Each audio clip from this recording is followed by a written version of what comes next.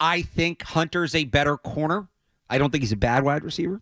I think he probably would be the best receiver in this draft if we were to just list him there outright. I think he'd be the best corner too. I think he's better as a corner. There's the conversation of, where would he make the most money? Well, what's going to pay more, 2 wide receiver contracts or 3 corner contracts? Because I think he's going to be in the league longer as a corner. It's just less physical. And the reporting is that the league kind of supports that. The early reporting going into this week is most, not all, but most teams view him primarily as a corner. Some view him primarily as a wide receiver.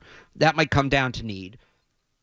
The way I've posed it is if you could add an A-plus corner or an A-minus receiver to your roster, which would you choose? And if you're the Patriots, you're certainly choosing wide receiver because of where they're at. And they have Christian Gonzalez. They have no wide receivers and all that. But so what's been left out of that whole conversation, we know how the league views Travis Hunter. How does Travis Hunter view Travis Hunter?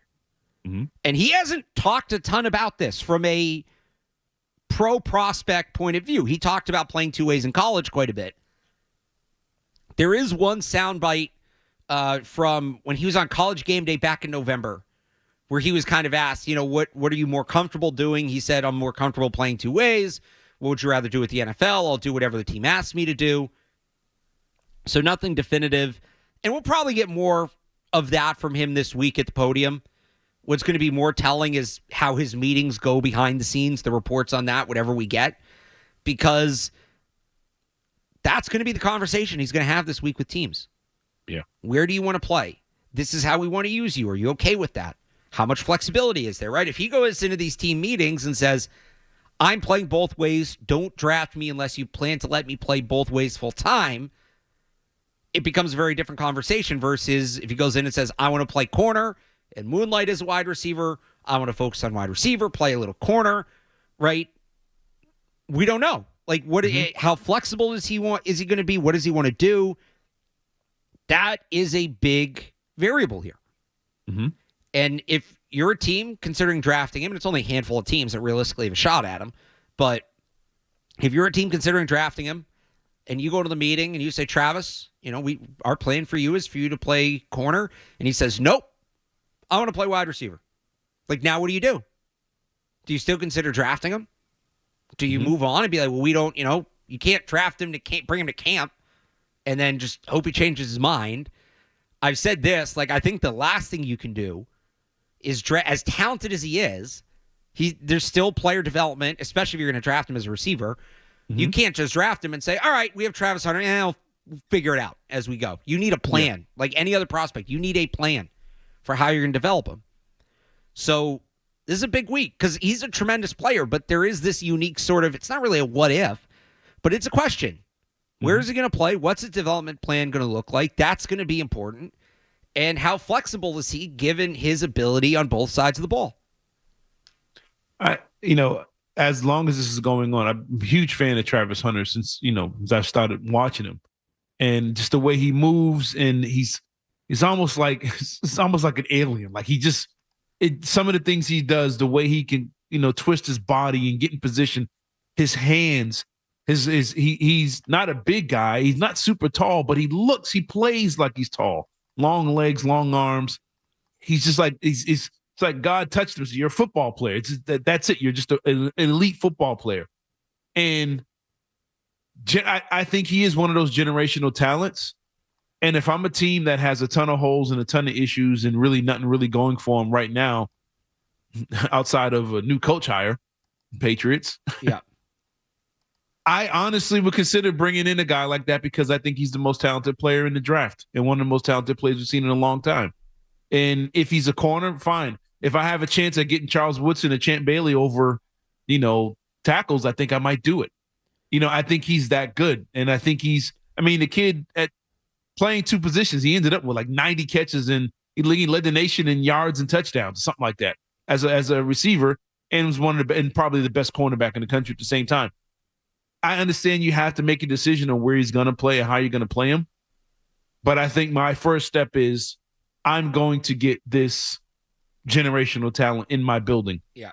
And yeah, we're gonna have that conversation of where he's gonna play, and we both agree on it. Then we're gonna play him. Okay, I got a generational receiver, not generational receiver.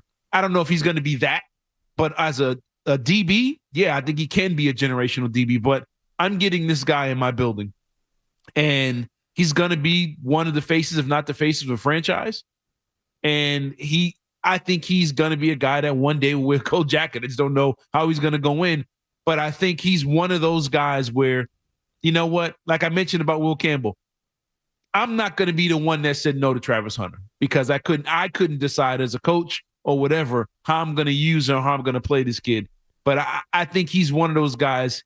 You just go ahead and get him in the building and you deal with what comes out. Because 9 times out of 10, wherever he goes, whatever coach makes a decision, he's going to be there longer than the coaches are. So, I mean, it's well, let me ask you this. I'm getting him in here. Let me ask you this, and I've heard this question, and I honestly go back and forth with it. I'm not sure how I feel because they need an influx of talent, but I also think you do need to have a long-term plan. Yeah. You draft Travis Hunter as a corner, and he's probably going to be a really good corner, and you have him and Gonzalez, and that duo is awesome for a long time, ideally, right? Top corners making $25 million. I think the biggest cornerback contract right now is 23 million. I have to double check that. But you figure by the time you pay those two guys, it's pushing 30. And look, the cap is going to go up with it. So it's all relative. The biggest AAV, Jalen Ramsey and Patrick Surtain both get 24 a year. Yeah. And then you have Jair Alexander making 21, AJ Terrell and Denzel Ward making 20. So you figure it's pushing, if not at 30, by the time you have to pay Gonzalez and then Hunter. That means you're either going to have $60 million worth of corners on your roster, or you're drafting somebody in the first round that you're not planning on bringing back on a second contract. And $60 million at corner, plus whatever you're going to have on Drake May's deal, that's a lot. That's a lot kind of consolidate. Now, you'd be doing the same on receivers, though. You're trying to pay, you're trying to get a T. Higgins or trying to draft a guy. You're going to be looking at paying $35 million for receivers. Well, and I think corners have more impact, to be honest. The difference there, I would say, is, and again, part of me says, yeah, it's consolidating assets too much. But another part of me says they just need good players. Like, it would be great if we had to argue over which good players they should keep, right? It would be great if we got to that point somehow, some way.